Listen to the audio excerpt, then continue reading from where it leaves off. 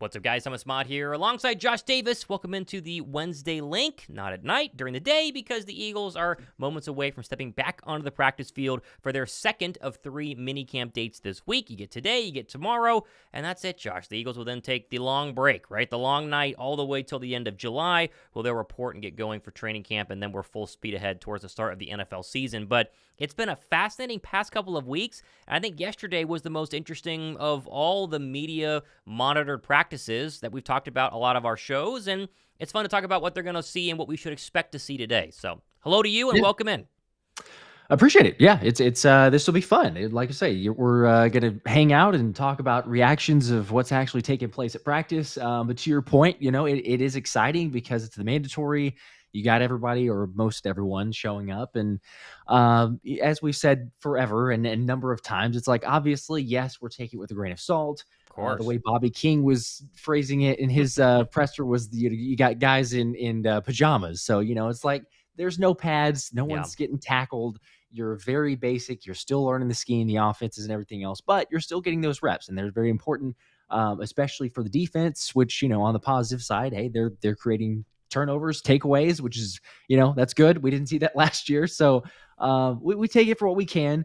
And then, as we've also mentioned quite a few different times, this is about it. I mean, we're going to get today, we're going to get tomorrow. There's going to be a few other little, recap stuff. I'm assuming probably the Eagles channel will give us some more behind the scenes, hopefully to tide us over for a month. But then that's it. I mean, we're just like, all right, wait till training camp. There's going to be crumbs after that. So we will see. But shout out to everybody in the chat. Yes, we were late, but only by like 30 seconds. So I saw that. 30 seconds late. Come on. It's not like we're 10 minutes late like we've been in the past. It's not that crazy. Right. Quick little update on what exactly is going on right now, because people are wanting to know what the Eagles are doing, whether they're actually on the football field or not. They are not on the football field yet. I'm trying to give you guys a simulcast. Dallas Goedert right now is speaking to the media, which they don't have on my Twitter feed right now. Here we go. So I can actually give you, looks like Dallas Goedert just wrapped up, and they are bringing Devin White is going to speak to the media right now. And so I can at least show him behind us as we go ahead and give you guys all the latest updates right now. But Devin White is talking to the media. You've had Dallas Goedert, you've had Brandon Graham, A.J. Brown, a lot of good stuff. All of that is going to be obviously on our shows tonight. We'll have full breakdowns of the most important stuff that they said, and that's kind of what we always do. But they have not officially walked out onto the practice field yet, and so we don't know the James Bradberry question, right? I mean, that seems to be one of the big stories, and I'm curious your thoughts on this. You did a show on it last night. I did a show on it yesterday afternoon. Bradberry suddenly is going to switch to safety. Well, they're going to try him out at safety. It wasn't an official switch, although Sirianni, as you said, started using Charles Woodson's words, her name being thrown around. It's like, okay, we're actually going to convert him. He walks out there, he does one drill, falls down, and he's done. He doesn't do any more practicing. And so, did he actually get hurt? Is it precautionary? Did he do it on purpose? Does he not want to be there? Is he just trying to not get fined? The Bradberry mess that's happening right now is pretty crazy. And it's also pretty crazy because of the players around him, specifically the cornerbacks, are bawling out of their mind according to every report we've read. So do you buy into the Bradberry change to safety, or is this a giant smokescreen that will eventually end him up off this roster in the next couple of months? I mean, it's the consistent question that we've brought up. And yes, I've heard and seen the arguments of, well, okay, they still haven't gotten rid of him. I don't know. Like, I really can't see him as a safety option. Now, I understand the whole Sirianni logic, and I love that he's going to always praise his players. He's always got their back. That's cool. And you know what? If it's trade value, if there's anything at all, you're not going to just go out there and say, yeah, he can't play corner, he can't play safety. We're done. You can have him. So he's trying to praise him from that element. But yes, like I think everyone would assume or everyone's good with, it's like, of course, he's not going to be a Charles Woodson level. He's not a Hall of Fame player. Now, he had an all-pro season. He played well. He might even have a resurgence, but unfortunately, I mean, the writing's on the wall. Like you just said, there's so many different cornerbacks that are balling out of their minds, and they're playing incredible that he's just not going to get to see the field. And so in my mind, I'm like, I've tried to wrestle with it and thinking, is there any world where I would imagine seeing James Bradberry as, I mean, what, like the fourth safety? Because we don't have a for sure safety. Do you keep him on the roster because he's going to be your fourth safety? To me, no, because yes, you're going to have to pay some dead money and everything else, but you might as well, I would say, go ahead and get rid of it if you can't trade. I'm sure Howie is holding fast, see if you can get something done. I'm fine with if you want to just wait for a while because, we've mentioned it a couple different times, but if another team has an injury and all of a sudden Yeah. they say, well, hey, we might give you a 7th round pick for him. Great. You know what? Trade, get rid of him. We're done.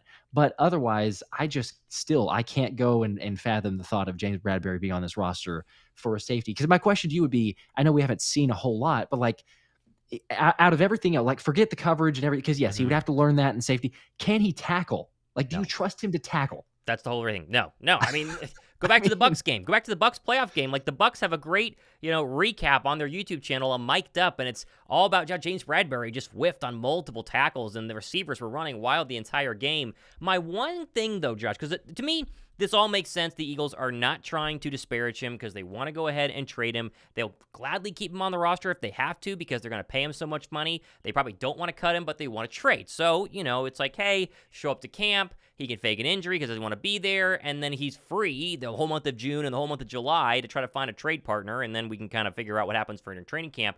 The one thing that threw me off was the safety change. Like, unless they simply just don't want him at corner because they don't want to take reps from Ringo and Mitchell and all these other players, why not just keep him as a cornerback? It's 3 days of mandatory minicamp. There's only 2 other OTA practices that were actually in front of the media. You could put him as the 5th string cornerback when the media isn't there. That way other teams don't know that you don't really care for him. Then he can start on a couple of, again, pajama practices, as they're called, notably by Bobby King, and say, hey, look, he's our other starting cornerback, and then you get a better trade level here. It's just like if you needed a corner, and you went, okay, well, we could call the Eagles about Bradberry. Wait, but Bradberry's trying to be a safety now after an all-pro season a couple of years ago, a Pro Bowl season as a cornerback. It's weird. You almost feel bad for the guy, but based on what we've heard, and again, only people who've been there. We haven't been in Eagles practice. We're not watching every single rep, but Ringo looks really good. A.J. Brown talked about that. Isaiah Rodgers looks very good. Quinyon Mitchell's a first-round draft pick. Cooper DeJean has gotten nickel starting reps. It seems like it's fine. It's just there's just no way he's going to be actually on the football field. I'm with you. Yeah. I can't fathom. Again, you talk about, you've got a number of reasons there. It feels like they're I don't know, they're holding out for hope. Maybe, Johnny Gray says he'll get something for him, and Howie, I don't put it past Howie. Sure, he might be able to get something for James Bradberry, but it's going to be very little, if it even is.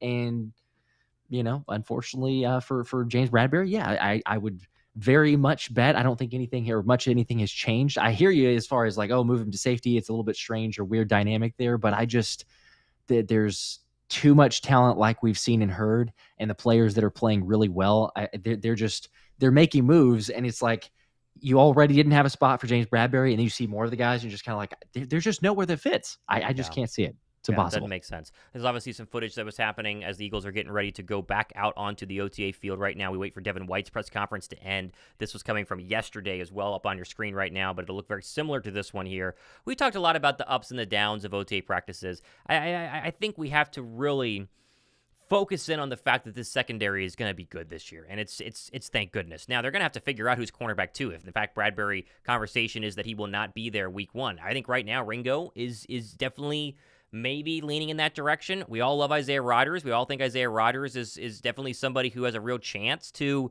maybe get a starting spot as well. But the fact that we're finally at a point where you have two, you have a Pro Bowl caliber cornerback in James Bradberry. You have 2 seemingly savvy veterans, and Ringo is a veteran now, even though he's in year 2 in both Ringo and Rodgers. And then you have a lot of young people on Eli Ricks, and obviously Quinyon Mitchell, Cooper DeJean. The cornerback situation is the big takeaway for me from the OTA and minicamp practices, and the fact that the Eagles actually look like they're going to be pretty good. Yeah, it definitely does. And you like hearing, again, we're getting like small bits and pieces, but the behind the scenes, especially with the press conference and A.J. Brown talking about the players, and you mention it, but like, to me, the biggest part is Kelee Ringo and Quinyon Mitchell, but especially Quinyon Mitchell as a rookie, and not really saying a whole lot because we've heard it from a number of different press conferences or players that you just speak up on it and say like, yeah, they don't really say too much, him and Cooper DeJean, but you going out there on a rep and AJ mentions like, oh yeah, there was a rep that I had that was maybe not a good one or whatnot, and Q immediately just calls it out. He says that's trash. So like, if you have that level of confidence, that's good. You got to prove it for sure. But I mean, as we've seen, like not really a better player to get him ready for playing against any other receiver in the league than AJ Brown. So if Q's going up against him, be able to test it, have that friendly rivalry, as AJ called it, I think that's a great thing. We've seen it from Kelee, Ringo, a lot of the other guys too. I'm just excited. I mean, we mention it and staying within the defense, but it's like the versatility, you know, and I know that sometimes it can feel scripted or rehearsed or whatever you want to call it. And I know we've had so many different press conferences from the players and they actually, and it's just a consistent, but everyone says versatility. Like it's, hey, what is Fangio's defense? What's the most important thing? The coaches say it, versatility, the players say it, everyone realizes it, but now having the guys in the right spot, I think it's going to be a drastic difference. So I'm with you. I mean, the excitement of the young players, the defense got younger, they're hungry, they're ready to learn. It's a perfect scenario for the old school coach in Vic Fangio, because you have, for the most part, yes, there's a few, but for the most part, I mean, you got a lot of young players who are ready to prove themselves, and they're going to be like, hey, look, what do you need me to do? Like, teach me, help me to learn this. I'm going to go do it. And it's not vets, you know, who might be like, I'm not going to, you know, we've done things a certain way for a long time. It's going to be a little bit harder to adjust.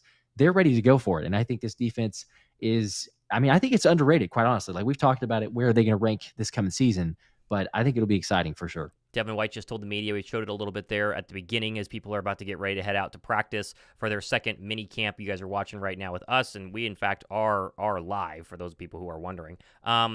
We just heard Devin White say that the Vic Fangio defense, it's unique. There's a lot of moving parts, and he's throwing a ton at these young players to see what they're able to handle. And I think Sirianni said something yesterday during his press conference about why they're doing the minicamp, to be able to avoid a lot of the early meetings that you have to do at the very beginning of training camp, where you get in and the first week is all these very basic things. Right now, they're trying to cut out the first week of training camp, get people as knowledgeable as possible with the Vic Fangio defense. That way they can learn as quickly as possible and really start to figure things out during actual training camp reps when the pads come on, and we're, days away from a preseason game or weeks away from an actual NFL game overall. I do agree the defense is going to be better. I think the cornerback spot is obviously the big focus right now. Does Eli Ricks make this roster? Big question mark now. Zach McPherson, there's no way he makes the roster, right? A couple years removed from being, a pretty high draft pick by the Philadelphia Eagles. You have a plethora of players at positions you did not have in 2023. But to me, we know that the corners are going to be good. We feel pretty confident that the defensive line is going to be good. There are plenty of people who think maybe this, maybe not.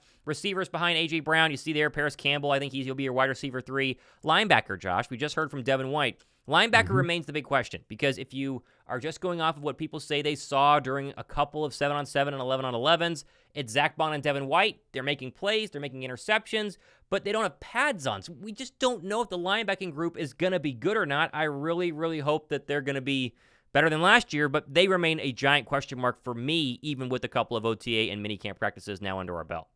Yeah, you're right. It is going to be the big question with the linebackers. It's exciting. I mean, we've got some potential, but again, we temper expectations, because even if we go through training camp, quite honestly, like if in a month and a half we're going, hey, so-and-so's Zack Baun's had a good training camp, Devin White's had a good training camp, or insert whoever, Kobe Dean, he's made a resurgence, he's going to start, whatever. No one's going to know, and we won't have the answer until really we get to that first game. I mean, even in preseason, we looked and saw some flashes, and, heck, you think about even a Christian Ellis of in training camp, had a good training camp, in preseason, made a couple plays, and it's like, well, hey, he might do something. And then, it ended up being terrible. He's fine for a special teams player, but not actually getting out there on the field. So it's really just going to come down to that. And that's the part that I think when we talk about the different competitions, the camp battles and everything else, for sure. Like cornerback, there's tons of them, lots of competition there, but individual battles like that linebacker spot, you feel like Devin White has it, it's a lot more of his job to lose than any other linebacker, any other person out there, but still the will position. And then, naturally on the offensive side, we've also got some battles. So we'll see. I did want to, I guess make sure in comments, someone said they saw Watkins out there. That is not Quez Watkins, because he is no longer there. It is Austin Watkins, but just in case someone had some PTSD and making sure, that is not Quez. Not Quez Watkins. You see John Ross on your screen right there. He's had a good camp. I mean, that's been verified by multiple people who have actually been there. I talked to Brandon Lee Gowton on my show on Sunday. He's at practice today. He was there last week. He does say John Ross looks crisp. He looks fast. He looks like everything you want him to be. Paris Campbell, though, has the wide receiver 3 position locked locked up until the time being. Like it's going to take some serious training camp reps from John Ross to or go ahead and steal that from Paris Campbell, who Nick Sirianni loved during his time with Indianapolis. The Eagles themselves wanted a long time ago during free agency. They weren't able to land him. He becomes a Giant, a Colt, all these different things are history. But that's a battle to keep an eye on. But then you got names like Joseph Ngata lined up there behind A.J. Brown, getting ready to run a rep here with the pass catchers as they get warmed up. And Ngata's somebody who's now year 2 in the system. He has the size, the strength. He has everything you'd want out of a wide receiver 3 or 4. But can he put it together and stay off the practice squad? That all remains to be seen. In terms of the rest of the position battles here, I really am very curious to see exactly how they're going to do running back rotations and who wins the tight end 2 depth chart spot in terms of the offense, right? Because everything else is pretty much figured out, but how much was Will Shipley going to be involved? We've heard very little about him during the first couple of practices. What are you going to do with, E.J. Jenkins versus Grant Calcaterra? I mean, it's a couple of other smaller battles you mentioned that are still going to have a big impact on who makes the roster and who gets cut. Yeah, there's naturally going to be some guys that, again, we've talked about on both sides, offensively and defensively, but players that, it feels like certainly, I mean, the immediate one that we've brought up a number of times is like corners. You're going to have players that get cut and immediately will get claimed. But then, yeah, you mentioned with the backups and guys that are fighting for roster spots, it's the depth that you have for the most part. I know there's a couple positions that we might go, do we really have depth there? But for the most part, you look at this squad and there's a lot more depth. So there's going to be players that are trying to play for that backup position, trying to earn a roster spot. I don't know. I mean, Ngata is interesting. Donnie saying Ngata had been doing pretty well. Apparently, yes, from some reports based on, brief 7-on-7s, 11-on-11s. Sure. Taken with a grain of salt, but apparently been doing fairly well.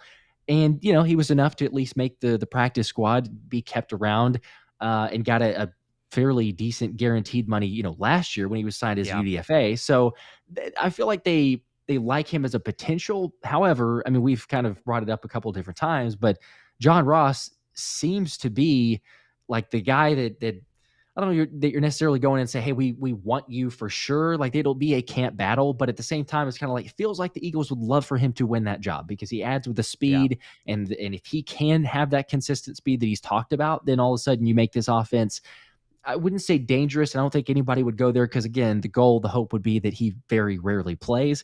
But just that depth in case for some reason you had to have him play for a game or two, you go out there and say, well, hey, look, we've still got a guy who on occasion can make the defense, be a costly mistake for the defense, end up scoring some points. So I don't know. We'll see. That is interesting. Someone asking also, Josh, saying who is Austin Watkins? Yeah, the wide receiver from Cleveland. So he's one of the many who torched us in the preseason. If we remember from back in the preseason, I think he had 130, something like that. Kellen Mond was throwing all over the field, and Austin Watkins had I want to say off the top, it was 8 catches, 130 yards or something like that. So he was dominating, but it's preseason. But anyway. Yeah, there's always a preseason receiver who can pop up, and then you think they got somebody, something, and then they don't do anything during the actual game. So, it is what it is. The coaching staff is something that we continue to get a little hint here and there about. Obviously, we heard a lot from the defensive players that they like Vic Fangio's kind of no-nonsense style. They like the fact that he's mixing things up, that it's going to be, kind of a group effort in figuring out who's going to play here, who's going to play there, who's going to do what. Kellen Moore, though, we just keep getting little hints. We got a little hint today from A.J. Brown and a little hint today from Dallas Goedert. I'm sure you saw this from their interviews a couple of minutes ago, basically saying that, hey, the motion pre-snap is different, and we're able to do a lot more with that. And the ability to run a whole bunch more routes than we were allowed to run was a word I think we heard today, is significant. And again, it's not like Kellen Moore is the greatest offensive coordinator ever, but going back on what we had last year, I think he's starting to feel like it. And that's going to be the best part of this entire offense is we're not going to know exactly how good it is until the first actual regular season game. They're going to show you nothing during the preseason. They'll work on a couple of vanilla concepts, maybe a little more motion than we're used to. But that first game, Friday night, September 6th in Brazil, the Green Bay Packers are going to have to study a lot of Cowboy film and a lot of Charger film to make sure they're ready to see A.J. Brown, Devonta Smith, whoever's wide receiver 3, and the rest of this offense motion the heck out of the defense and try and make life easier for Jalen Hurts, who felt like everything was really difficult last year throwing the football to receivers who were running very basic routes. Yeah, that was it was incredibly difficult. Obviously going through the live streams and just hanging out for every single game, but it naturally got worse as the season went on. But you're right, it was just same old, nothing really changed outside of, I guess you could argue maybe the first drive of the game, because it's so scripted. We could say, hey, there might be some new wrinkles, and then it's not, because it's the same plays and the same formations and everything else. But I'm with you. That is going to be exciting. Quick plug, obviously, we're going to be streaming. So if anybody wants to hang out or doesn't have the Peacock subscription or anything like that, Friday night, come join us. We're going to have a good time. And the hope would be, because we've said a number of times, like, it is probably, hopefully not, but probably going to have some growing pains. The question is, like, how long does it take the wide receiver, or not even just the wide receivers, but the offense as a whole, to start clicking and, be on the same page? Now, I know that's for everyone, first couple of weeks, just getting in the groove in an NFL schedule. But with a new coaching staff and a new scheme, and like you talked about, it's going to be different for Jalen. He's mentioned how it's challenging for sure, because it's a new scheme and he's learning something different. But is it enough? Like, they don't have to be perfect. They don't even have to play 90% probably. But can they play enough to the standard, so to speak, enough to be able to get that win on week one? And I don't know. That's the question I think we're all looking forward to. It will be a breath of fresh air. Who knows, first play that we see, it may be Jalen Hurts under center, which would be crazy to have him there. But I think that it's going to be naturally so much better, because you have these playmakers, you have everybody buying in. BG even mentioned, which, I mean, I think it says something for a guy like BG's caliber to say that they didn't have the right coaches at the right positions last year. So for him to, fully admit what everyone kind of already knew, it's like, all right, look, we got the guys now that we want. We got the guys that we need. Everybody's bought in. You have that confidence. It's staying in shape, getting in shape, and then proving it, which, again, by the way, as a number of people have reported and shared, and I saw Anthony DeBono's tweet on this, but everyone is apparently in the best shape of their life. Of course. It is, it's a great thing, but it's crazy because every single person is in the best shape of their life. Welcome to the NFL offseason. First week of training camp, that is all you're going to hear. It's like, oh my gosh, Jordan Davis has a six-pack, and he has never looked better, and it's unreal. That is what you're going to get. I guarantee you, during the first week of training camp. I really think the offense the Eagles ran last year was a massive disservice to Jalen Hurts, and I think there are a lot of unlearning opportunities going on this offseason, especially during OTAs, just for him and the new Kellen Moore offense. I think that he is having to relearn a lot of ways to play quarterback, because that offense last year made him improvise a ton, made him run a ton, even whenever he was injured, and gave him very simple reads that can get you kind of lazy as a quarterback. I think that this entire offseason for Jalen is going to be getting rid of all the bad habits that he just had to do because he was trying to win football games. I mean, it was a 10-1 football team, even though we all knew deep down they were dramatically flawed by the play calling and the coaching staff. BG mentioned that today, as you just said, and he had to go into every single game trying to figure out, how the heck do I will my team to victory when my secondary gives up the most passing touchdowns of any team in the league, and my coaching staff is not going to put me in the best position to win. Now he will be in the best position to win, but he's got to utilize the entire football field. He's got to play under center. He's got to be able to roll to the pocket and throw on the run. He's got to be able to do all these things that he's shown that he can do. They just didn't ask him to do a lot, and that ties into the whole interception issue we've talked about a lot, at least on my show, because people always comment, what? Isaiah Rodgers got a pick, but doesn't that mean Jalen Hurts threw the interception? That's a bad sign. When very clearly there was a great write-up by Jeff Kerr on CBS Sports a couple of days ago saying he's noticed throwing across the middle of the football field as a heavy, heavy emphasis during OTAs the past couple of days and during minicamp, something Jalen Hurts did 37% of the time last year, second worst of all starting cornerbacks behind Kenny Pickett. They don't throw to the middle of the football field, at least for the Eagle offense under Brian Johnson. But you need to attack the middle of the football field because, as Eagle fans know, Josh, that's how we lost every game. Our defense got torched in the middle of the football field. So it's stuff like that where you see Jalen Hurts throws a couple of picks. They're all across the middle of the field. He's trying to fit balls into tight spaces in between coverages, linebackers, and safeties. That has got to dramatically improve in order for the Kellen Moore offense to be successful, and it starts with Jalen Hurts, again, unlearning some of those really bad habits I think Brian Johnson and Nick Sirianni, I saw in the chat here, probably taught him through, not doing any favors in 2023. You're right, exactly. Yes. And I think that it's also good. We get, bits and pieces of it, but you see Doug Nussmeier after one of the reps was kind of pausing for a second to go through and kind of coach and, kind of share with Jalen, like, hey, we should be looking this direction or whatever he was giving him as far as the specific tutelage there. But like, it is different, and you're going to see the changes that you make. We've already seen and heard, as you're alluding to, they're throwing over the middle, but it's like, trying to process these things and also thinking through kind of the full ramifications. The hope and goal is, like, yes, maybe it takes a little bit of a slower progression, but eventually it's Jalen at the line being able to see what he needs to, make some checks, make some adjustments, Yeah, where he has all the tools and options available, but it's still up to him to make those calls. And that's kind of been a consistent theme for Kellen Moore's offenses. And again, I mean, we hate to say anything within Dallas, but like, he had them as a top 2 offense for the 4 seasons that he was an OC. So it speaks for itself of where he can take the career progression, getting to the next step. And ultimately, I mean, give Jalen as much control as he possibly can have, because I believe he can handle it, but for it's just sure. been so much dictated previously, like you're talking about with Brian Johnson, with Sirianni, micromanaging and everything else, where it's like, hey, look, here's your one thing. Like, we're not really giving you much of a hot route. Yes, Jalen probably could, maybe have checked to something, but still he's limited to what the calls and the adjustments and the checks and everything he's given to begin with. And as we saw, there was not a lot. There's not much option. It was just kind of, there's the play. It's going to be very similar because there's about 3 different ways you can run it. And there you go play ball. So it'll be different. And I like that. As again, you've talked about it. We mentioned starting up here, but you got AJ talking about it. You got Devonta Smith talking about it. Jalen Hurts has mentioned it.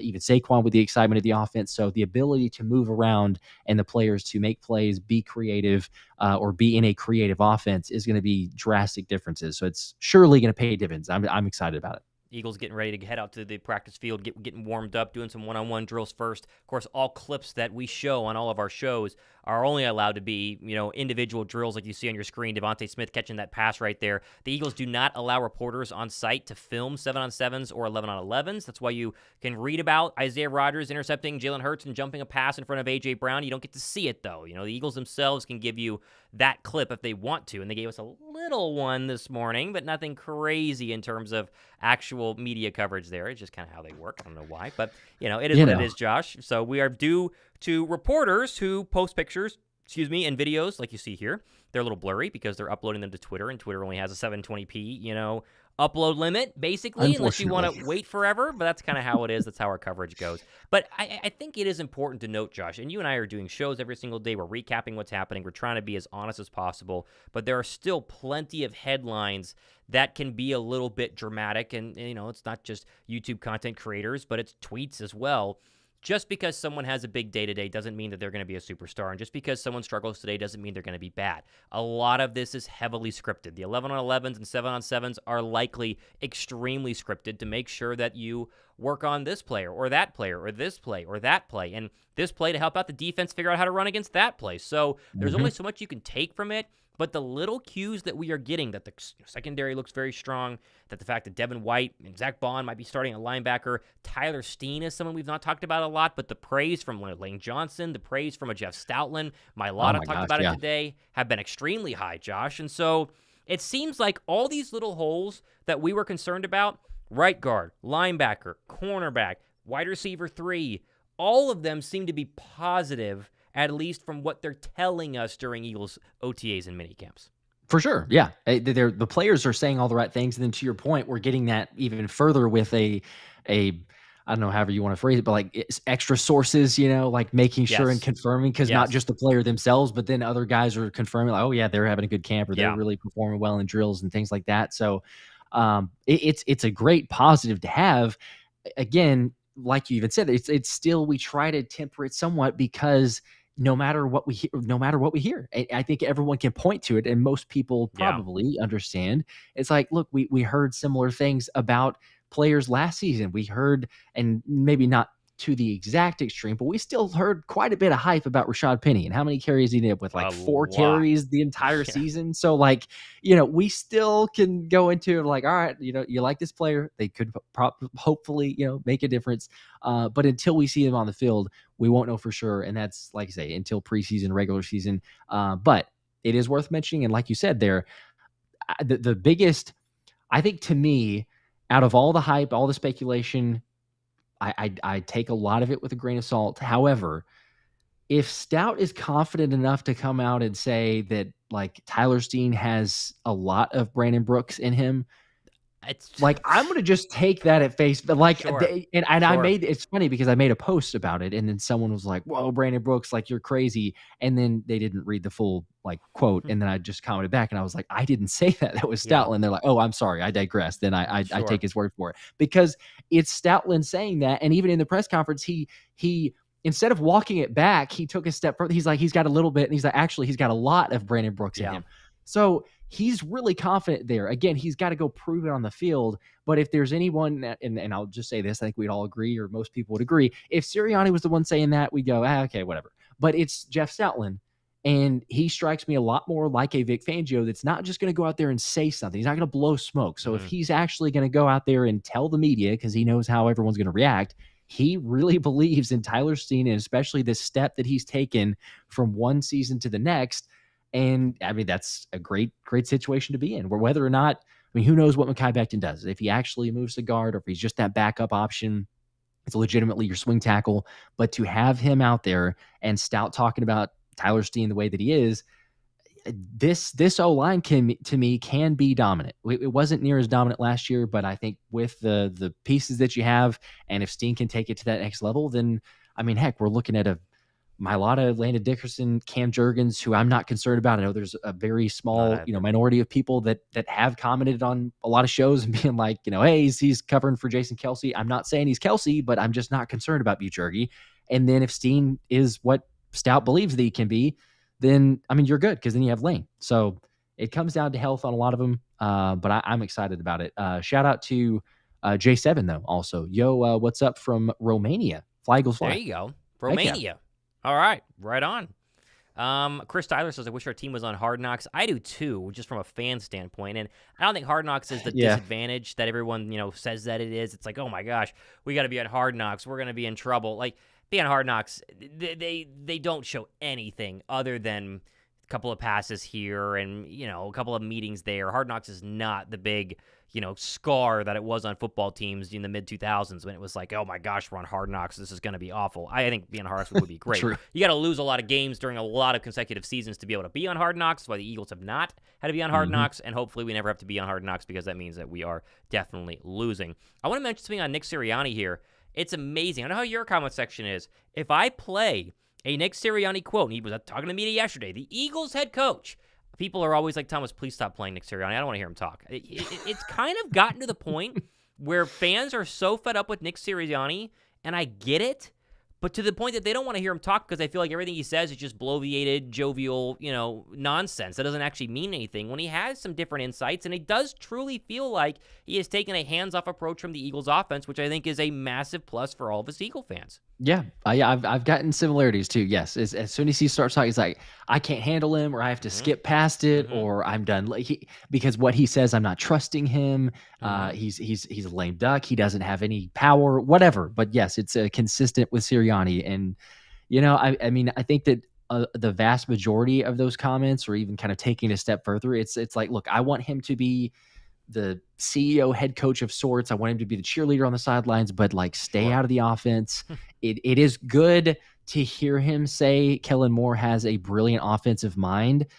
Hopefully he doesn't like kind of attach himself to that as well and be like, oh, together we're like a brilliant offensive mind. It just goes, Kellen, you deal with the offense. That's one of the biggest questions to me is, how much is Sirianni actually going to relinquish control? Or is he going to start like, I got to get involved. Like, I want to add this dynamic. I know that they said there's going to be a blend of the things that work and the things that don't. But, I mean, quite honestly, after last season, I mean, keep the tush push.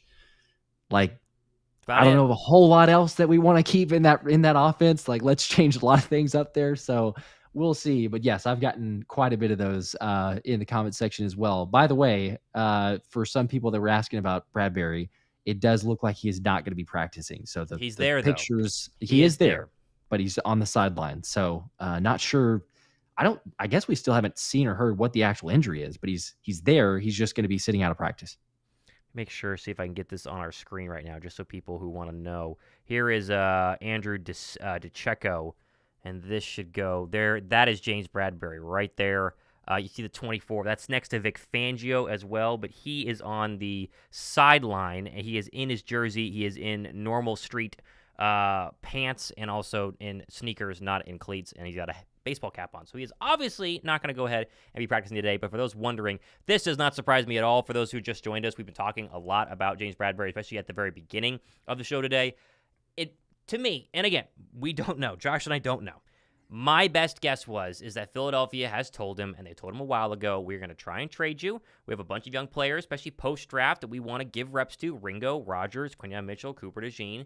We don't want to cut you because it's a $12,000 or $12 million dead cap hit. That's a lot of money even after June 1st. So we're going to make it look like you're a valuable part of this defense. We're not going to give you first-team cornerback reps because you're not going to be here in the fall. So we're going to move you to safety, say we love you, and then we're going to try and trade you once training camp happens and teams need cornerbacks. And Bradberry said, well, I'm not going to, risk getting hurt practicing for a team that I'm not going to actually play for. So you can fake an injury very easily. If you say you're hurt, you're hurt. They can't make you continue. So the first reps of yesterday's OTA, he has to be there. He's there, avoids the fine, fakes the injury. Now he can stand on the sideline for the next couple of days, smile, look the part, and then go his merry way as he waits for a trade during the long offseason of June and July. That's my best guess, because you and I don't believe that he can actually play safety, because there's been no indication that he is a, viable option. No one wants him in there over Reed Blankenship, because we forget how much you got to tackle as a safety, Josh. And James Bradberry's not a tackling guy. He's a long, lengthy, skinny cornerback who doesn't want to come up and fill a gap and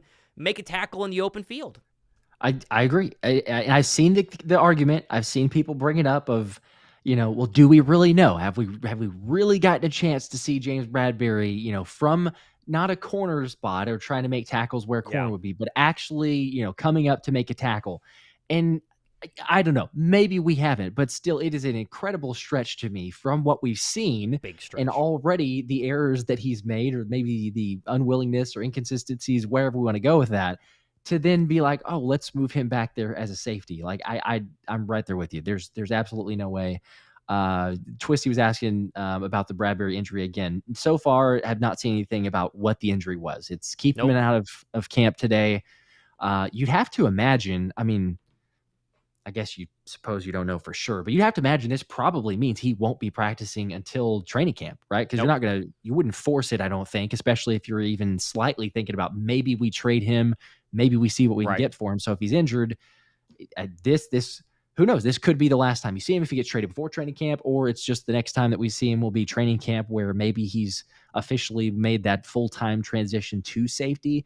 But I still can't get behind the idea of, like, say, him making tackles, him coming up into the box. Not going to happen. That's a terrifying thought. Like, if I say, I know that maybe this is like a unfair because not everyone's at this level, but if I say Christian McCaffrey is there and I need someone to make a tackle, like if CJ Gardner-Johnson is there, all right, like that's doable. I know Christian McCaffrey can totally break tackles against anyone, but that feels a lot better than I say, hey, you got James Bradberry coming up into the box. It's just, again, I know that he would be a backup. He's not starting, but still, even the possibility of him seeing the field as a safety to me is like, that's terrifying.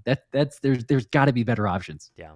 No, listen, I totally agree. Right now, Philadelphia will roll with CJ Gardner-Johnson and Reed Blankenship as your 1 and 2 safety, 1A, 1B, the free and the Mike, or the free and the strong, and then they'll have Avonte Maddox as the backup, and that seems to be the one depth area where you kind of go, here's where Justin Simmons could plug in at some point during training camp, but we are really tired of talking about Justin Simmons because he's just not, dumb, just making up ideas that Bleacher Report said they're going to sign Justin Simmons. Well, Bleacher Report has no power in who the Eagles sign or not. They just make assumptions, and then we click on it and we get all excited about it. So, that is what it is. But as Philadelphia gets going on practice today, they're actually out in the football field right now. I've seen some highlights on your screen from yesterday, obviously right here. They are going to be doing probably a lot more 7-on-7s today, a lot more 11-on-11s today, just to kind of get them a little bit more up to speed during what is a little 3-day tiny camp. That's why it's called Minicamp. So we'll see what Jalen Hurts looks like during those 11-on-11s, and we'll obviously have recaps of those during our shows tonight, so be sure to subscribe and stay tuned for that. People are asking what the injury was. I saw one reporter actually tweet. I had it on my show yesterday, and I had not recognized this person. It was like Ashlyn someone. I forget who it was. She says that Bradberry was doing the quick feet drills, or, basically pedaling through the ladder, which was the first warm-up for the cornerbacks or safeties during individual time at the very beginning. He's backpedaling, he trips, he falls, and then he stands up and walks to the medical tent. And that's the very first rep he does. So either it's the worst luck we've ever seen in our entire lives, or that is a little bit more planned, and I'm sure the Eagles are aware of it because, again, if you're James Bradberry and you know you're getting cut or traded, why would you want to injure yourself and blow your knee during the second minicamp and then ruin your chances of going somewhere else? It just doesn't make sense. Like, it makes sense to be there, pretend you're injured, sit out, and you avoid getting fined like $100,000 or whatever. The Cowboys are going to have to go ahead and fine CeeDee Lamb because he is not a mandatory OTA. So, is what it is.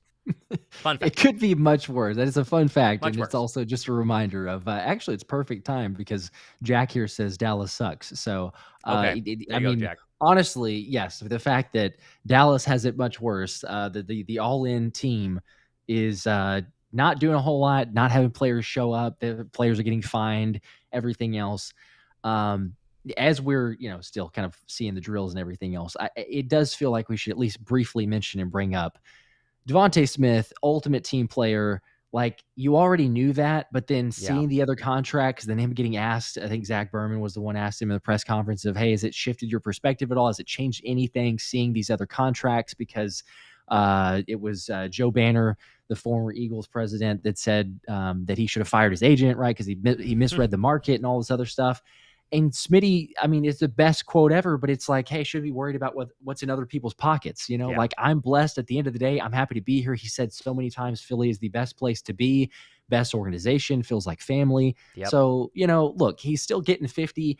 I totally agree of the point that if he wanted more money, he for sure could have gotten it. Sure. But you know what? He is a team first. And I think he also understands, unlike some players are like, oh, it's not about money.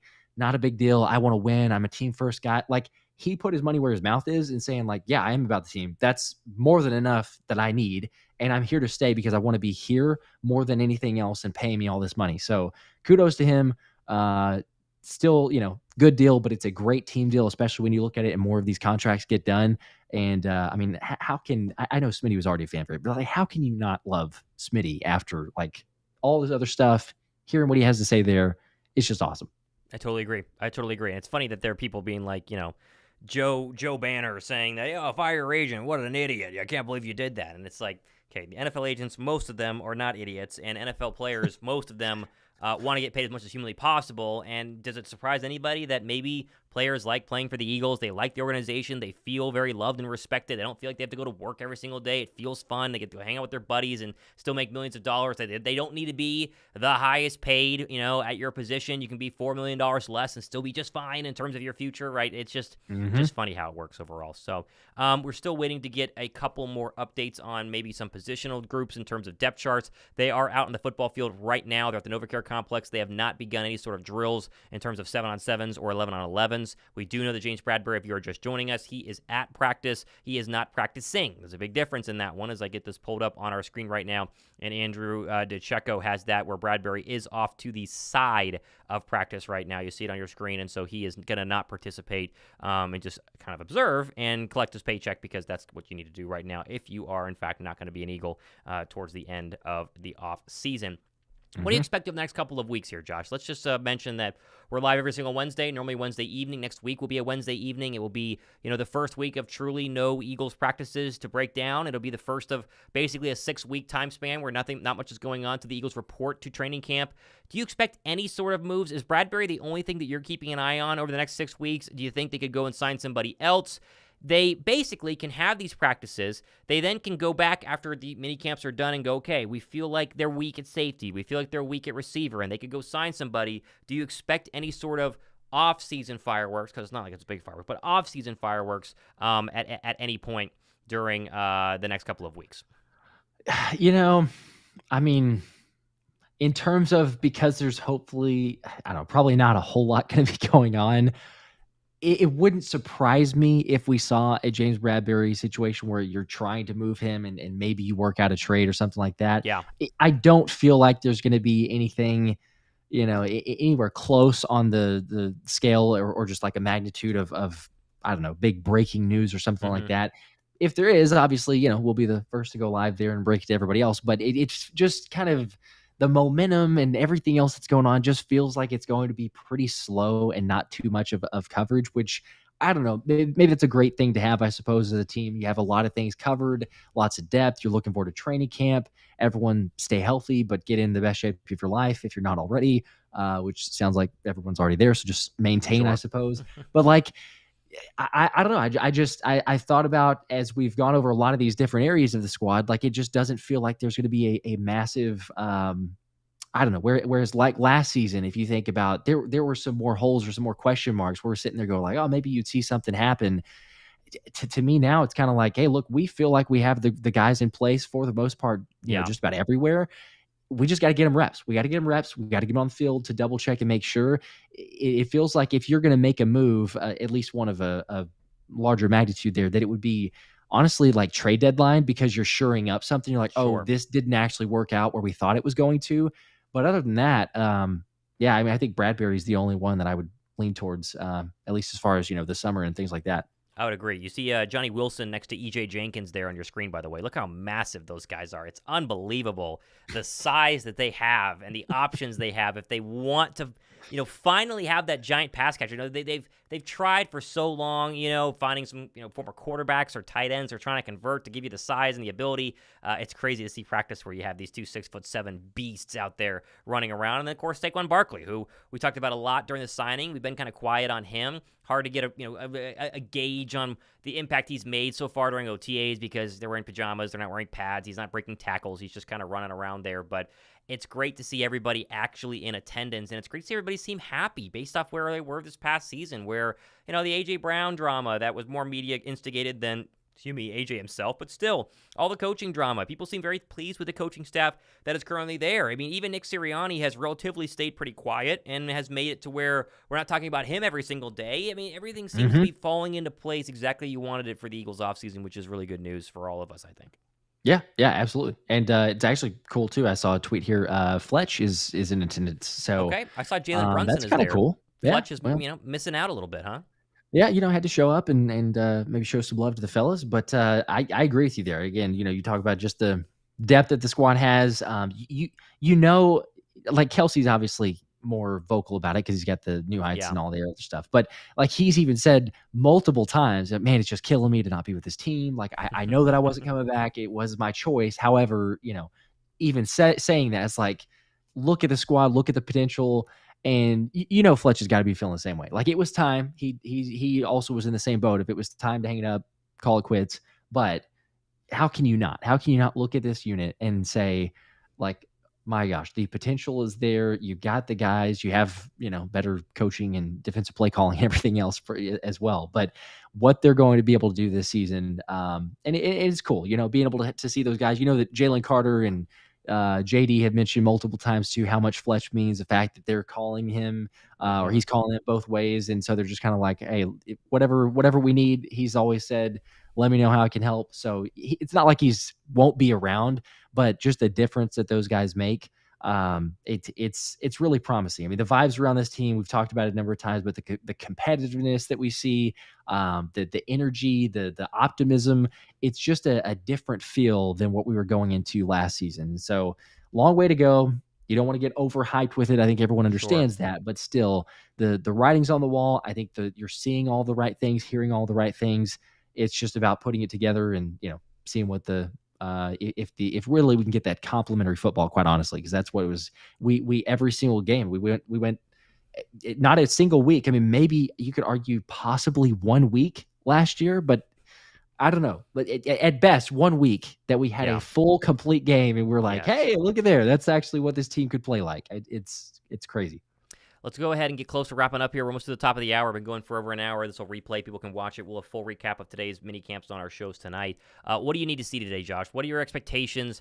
You just watching corners? You watching linebackers? I'm still very curious to see what they do with Nakobe Dean. He did not run one with the ones hardly at all yesterday. It was very clearly Devin White and Zack Baun. They've rotated at different practices before. What does Dean do as he continues to work back from that Liz Frank? And does Ringo stay as the number 2 starting outside cornerback? Because it was him and Slay yesterday after Rodgers was the starter most of OTAs with Ringo out. Do they continue that trend? Do they swap it out? That'll be my 2 things to keep an eye on today. Yeah, actually, and C. Newsom says too late about the being overhyped. They said I'm overhyped already, can't help myself, which is perfectly fine. It is but what it is. As you're mentioning, what are we looking forward to, players and all that other stuff? I'm with you on a lot of those facets. I think yes, with the linebacker, to the point of the linebackers, today and tomorrow are really important because I think if we go, I know that training camp can totally change something, but if we go today and tomorrow and get similar reports of Nakobe Dean barely ran with the ones, hardly at Yeah. all. It was for sure like Devin White and Zack Baun.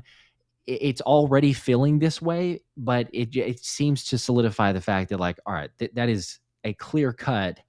As of right now, those are your two front runners for starting linebacker, and it's not even that close because Yeah. there's very little rotation. Yes, it's early, so I'll say that a million times, but it's I think that's a big important piece there. And then, like you mentioned, Kelee Ringo has kind of been early on, and maybe it's because he missed the first week of the voluntary OTAs, but kind of early on, somewhat forgotten. Isaiah Rodgers, Yeah. playing really well, and you have Quinyon Mitchell, Cooper DeJean, all these other guys. So it's like, oh, Kelee Ringo's still here. Yeah, we know that, but a little bit forgotten, and then made some really promising plays yesterday and even last week. So I think if he can keep that up, I'm curious to see, does he, work his way in there? Because for a while before he actually got on the field, yes, the point was, all right, it's Slay and it's Q, or maybe Isaiah Rodgers because he played Right. his way on there. Right. I mean, it's a great problem to have, but we could realistically be sitting there going like, well, is it Slay and is it Ringo? Is it Q? Is it Isaiah Rodgers? And then who do you have at the slot? Like right now, it's Avonte Maddox. Yes, they seem to like him there, but it wouldn't shock me, wouldn't surprise me if Cooper DeJean works his way. So I'm curious. Probably won't see the rookies get those first team reps, or at least significant first team reps, until training camp. But I think the vast majority of the competition, everything that I'm watching, even though yes, there's some on the offensive side, is for sure defense related, because I'm curious, like if we can get any, get kind of tells, or just like what Fangio's leaning towards with the guys on the defense, because versatility is key for sure, but definitely see that from the guys getting the reps out there on the field. I totally agree. All right, Philadelphia getting ready for their OTA practice. Josh and I, we're going to go ahead and sign off here as we wrap up our Wednesday Link Live a little earlier. Not going to be tonight because we just wanted to break down the press conferences, what we saw from OTAs. We'll have full breakdowns on our shows, our actual recorded shows later tonight. Be sure to go ahead and subscribe for that, and be ready for the next couple of days to conclude minicamp. What do you have here? Just quick little, drop of news at the very end, but we were questioning of first team. So Isaiah Rodgers is back on the first team. Okay. So the starters are Slay and Isaiah There you go. Rodgers. So So they are there you going have to it. switch back and forth. Okay. Yep. Well, it happens. So It's official. we'll have more of that, obviously, tonight as we continue to monitor and give you guys the latest updates, what's happening with the Philadelphia Eagles. For Josh Davis, I'm Thomas Mott. We wrap it up here. We'll see you guys in the next one, next Wednesday, as we always do. See ya. There you go. Go Birds.